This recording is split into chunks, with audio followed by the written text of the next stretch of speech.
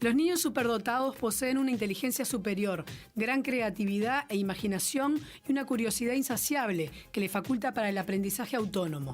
Cualidades todas ellas que les convierten en niños especiales, con necesidades y exigencias diferentes a lo de los demás, que si no son debidamente estimuladas y canalizadas, pueden volverse en su contra.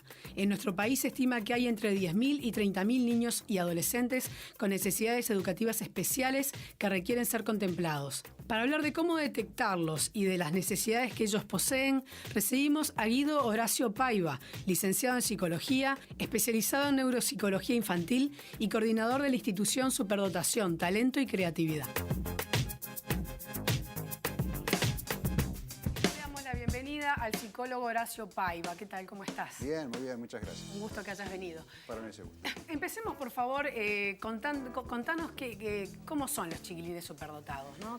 ¿A qué se refiere cuando hablamos de niños superdotados? Bien, estrictamente hablar de superdotación intelectual es un concepto bastante más amplio y la cantidad de personas que tienen esas características son bastante pocas. En general lo que nos topamos cotidianamente en los consultorios psicológicos, en los gabinetes psicopedagógicos, en los salones de clases, en la vida cotidiana, son con personas que denominamos con altas capacidades intelectuales.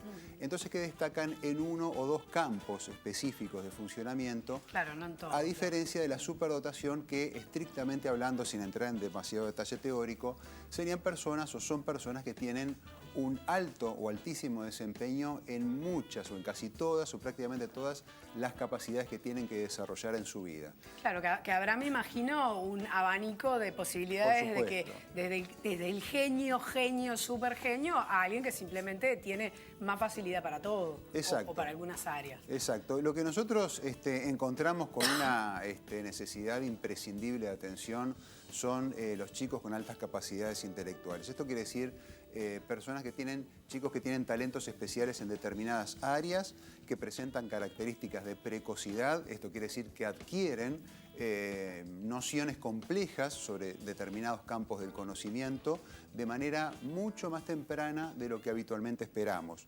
Pero esa precocidad se comienza a manifestar mucho antes de que el niño ingrese al sistema educativo. Esa precocidad se comienza a manifestar en todas las pautas de desarrollo, en lo que es la motricidad, caminan más tempranamente, comienzan a hablar de forma fluida mucho más tempranamente que la mayoría de los niños. Por esa razón, por lo menos el 90% de las situaciones de altas capacidades intelectuales son en primera instancia detectadas por la familia y no tanto por la institución educativa. ¿Y eso cómo es? Porque yo también conozco muchísimos padres que les parece que sus hijos son genios en esto o aquello. Pasa mucho, ¿no? Claro. Uno ve a sus hijos como genios y en realidad después empezás a hablar con otros padres y a todos les parece lo mismo. Claro. Lo que sucede es lo siguiente. No siempre las circunstancias o situaciones de precocidad van a decantar en altas capacidades intelectuales. Estrictamente hablando, las altas capacidades intelectuales uno estaría en adecuadas condiciones de hacer, digamos, el diagnóstico o la determinación ya cuando el niño ha avanzado prácticamente en su adolescencia. Durante la infancia podemos hablar de situaciones de precocidad, de alto desempeño en determinadas áreas, pero resulta que las personas que tienen altas capacidades intelectuales han sido precoces en su gran mayoría. Entonces, los primeros instrumentos o los primeros elementos para detectar por parte de los padres es que los niños, sus hijos, comiencen a presentar pautas de desarrollo que son adquiridas previamente a la mayoría. Para saber adecuadamente o con una medida más objetiva cuáles son esas pautas y si realmente lo que yo estoy viendo en mi hijo son pautas adquiridas precozmente, bueno, para eso hay profesionales, está el pediatra, están los profesionales de la psicología, de la psicopedagogía, que nos pueden asesorar adecuadamente si las pautas de adquisición están en tiempo y forma o se están adquiriendo de forma más temprana o no. Existe un test, ¿verdad? Pero no sé cuán confiable es y en qué etapa de la vida se prueba, ¿no? Sí. Para considerar altas capacidades intelectuales tenemos tres parámetros fundamentales. Bien. Uno de ellos es el nivel intelectual. El nivel intelectual se determina entonces, como tú decías, por determinados test de inteligencia que no son cualquiera, sino son test que han tenido una investigación, un desarrollo y un respaldo de confiabilidad y de validez en todo el mundo.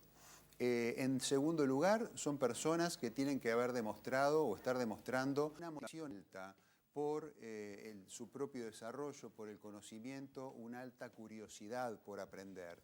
Y en tercer lugar, el aspecto que siempre nos olvidamos cuando hacemos estas evaluaciones es el aspecto de la creatividad, y es el aspecto que no tenemos que olvidar. Claro. Son personas muy creativas que tienen una capacidad notable para resolver problemas de manera novedosa, de manera ingeniosa, y son entonces por lo menos esos tres parámetros, el parámetro intelectual, la motivación y la creatividad, los tres elementos que tendríamos que tener en cuenta a la hora de considerar a una persona con altas capacidades, sí o no. No alcanza solamente, y esto lo quiero subrayar, con que se le aplique un test suelto, bien, dicho de esta manera, de nivel intelectual. Además son evaluaciones que tienen que ser realizadas por profesionales que estén debidamente formados en lo que es sobre todo el desarrollo de la infancia. Bien, ahora, estas características que tú estabas mencionando, como la creatividad, el interés, sí, por su propio desarrollo y demás, ¿se mantiene de todas maneras si este chico no es detectado por su familia o por sus docentes? Porque me imagino que es uno de los problemas que debe suceder, no sé si a menudo, sí, o a veces. Sí, sí, ese es el gran problema que sucede. Porque estos niños, por más capacidades intelectuales muy bien desarrolladas que tengan, no dejan de ser niños. Y esto que parece una cosa obvia, no siempre es obvia a nivel educativo. Estos chicos requieren de manera imprescindible un sistema particular, especial, para que puedan desarrollar entonces de la mejor manera sus capacidades, que en este caso son capacidades diferentes también. El sistema educativo nuestro, y en todo el mundo sucede, está diseñado para un promedio, para una media. Y los que entran en esa media funcionan bien y los que salen de esa media comienzan a presentar dificultades. Tanto para un lado como para el otro. Tanto para un lado como para el otro. Felizmente, nuestro país tiene una larga tradición de adecuaciones curriculares, de escuelas especiales, de sistemas educativos particulares para chicos que tienen alguna forma de discapacidad intelectual o discapacidad motriz o la que sea. Pero lamentablemente el otro polo de la diferencia no ha sido tenido en cuenta. En nuestro país han habido muy esporádicas experiencias que han quedado truncas en el tiempo, lamentablemente, y en la actualidad, desde hace unos 4 años, estamos trabajando junto con psicopedagogos, otros psicólogos, psiquiatras infantiles, para considerar la importancia de armar un equipo interdisciplinario, uno de ellos, el primero quizás, pero hay que armar muchos más, a fin de poder orientar tanto a las familias como a las instituciones educativas para el mejor desarrollo de estas personas. Ahora, digo, me pregunto, ¿no? Digamos, si existiera una institución que estuviera abocada justamente a casos de niños superdotados o con habilidades, bueno, extremas, y fueran todos al mismo lugar a estudiar, ¿acaso para la parte, digamos, emocional y demás no podría quedar como un debe? Me hago una pregunta porque decir, bueno, existen, como tú decías, instituciones que están dedicadas a chiquilines de repente que tienen algún déficit intelectual, pero también existe la modalidad de integraciones, porque ahí hay toda una corriente que considera que un niño, por más de que tenga más dificultades, está mejor si se mueve, ¿no?, en sociedad y con chiquilines de su misma edad. ¿Qué pasa con el otro extremo, digamos? O sea, ¿o acaso es más frustrante lo que no pueda desarrollar si está en una institución común y corriente? Sí, la pregunta está muy bien porque es la duda que a todos... Es complejo, me imagino, es muy también complejo. No hay un blanco-negro, un sí, un no en todo esto. Hay experiencias a favor de una opinión y experiencias que también comprueban lo contrario. O sea, en el mundo existen instituciones educativas dedicadas específicamente a chicos con estas características en su desarrollo y que han funcionado y funcionan muy bien. Y los chicos se encuentran muy bien. Y la integración que hacen con el resto de los niños y personas de su sociedad se da en otros lugares, no dentro de la institución.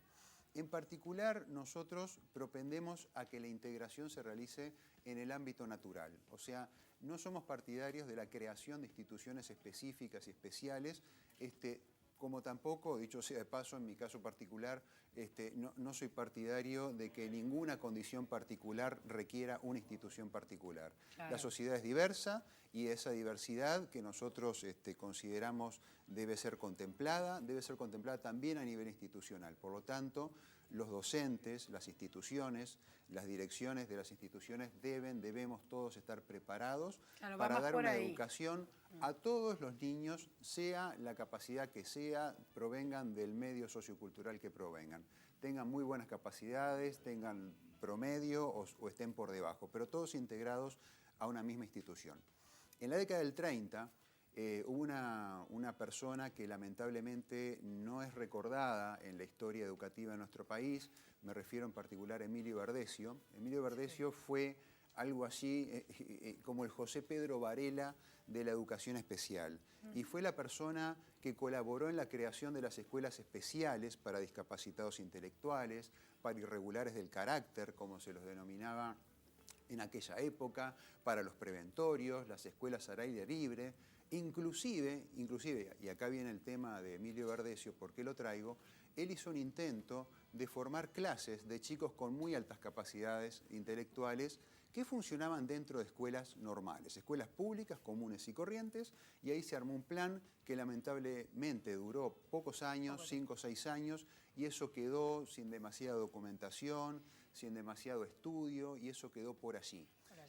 La otra línea, sí, la de la discapacidad intelectual, motriz, sensorial, se siguió felizmente trabajando en nuestro país y hemos sido realmente y somos un ejemplo en Latinoamérica para ello. Eso es verdad. ¿Y qué problemática entonces presentan en la actualidad, digamos, ¿no? Tú decís que, bueno, que no está como siendo contemplado, que en las instituciones educativas no está como previsto, sobre todo la atención especial para chiquilines con superdotados. Entonces, ¿cuál es la problemática? ¿Quedan atrás? ¿Quedan adelante? ¿Cuál es la realidad? Bueno, eso va a depender de cada niño, cada familia y cada institución, pero en general lo que sucede es que al no ser atendidos debidamente, son chicos que comienzan, en la mayoría de los casos, a presentar problemas de comportamiento. Claro. Inclusive, aunque parezca una contradicción, sucede que empiezan a presentar hasta problemas de rendimiento. Empiezan a presentar fracaso escolar como una reacción a que todos sus intereses, sus motivaciones, sus necesidades y su curiosidad se encuentran frustrados. Entonces dicen, bueno, ¿para qué voy a seguir acá adelante con esto? Claro, sin ese razonamiento, pero claro, hay una pérdida de interés. Lo actúan de esa manera. No nos olvidemos que por más inteligentes que sean, son niños. Y como niños que son, requieren del apoyo de los adultos, sea la familia, sean los profesionales de la educación, los docentes, la maestra que está cotidianamente muchas horas por día, todos los días de la semana con estos chicos, es la persona que tiene que apoyar el desarrollo de estos muchachos. Pero resulta que para eso, la docente, requieren de una formación específica que lamentablemente en la gran mayoría no la tienen. No se da en magisterio, no hay una materia que prepare a los docentes para detectar y para... Actualmente no existen programas dedicados a la detección de niños con altas capacidades intelectuales y mucho menos programas dedicados a la formación de estos ciudadanos que son el futuro de nuestro país y que son un capital invaluable y un capital que no termina. Esto no es Aratirí, esto no es un pozo petrolífero, esto es un recurso que no se termina, no se agota. Y estamos desperdiciando, a diferencia de lo que sucede en otros países, lo más valioso que tiene una sociedad, que son los recursos humanos y los recursos intelectuales de un país. Bien, nos tenemos que ir, pero tú me decías simplemente para recordar sobre la gente que hay como una asociación de padres también que se están juntando, ¿no? Existe también Bien. Una asociación de padres. Nosotros hace unos años promovimos que se formara una asociación de padres que funciona de forma discriminada, diferente de la actividad profesional, porque así lo pensamos. Los padres tienen que tener sus propios objetivos, sus propios intereses, su propia organización, y eso existe en nuestro país también. Psicólogo Horacio Paiva, muchísimas gracias por haber venido. No, por favor, el agradecido soy yo y es muy importante que estos temas se comiencen a manejar con seriedad cuanto antes.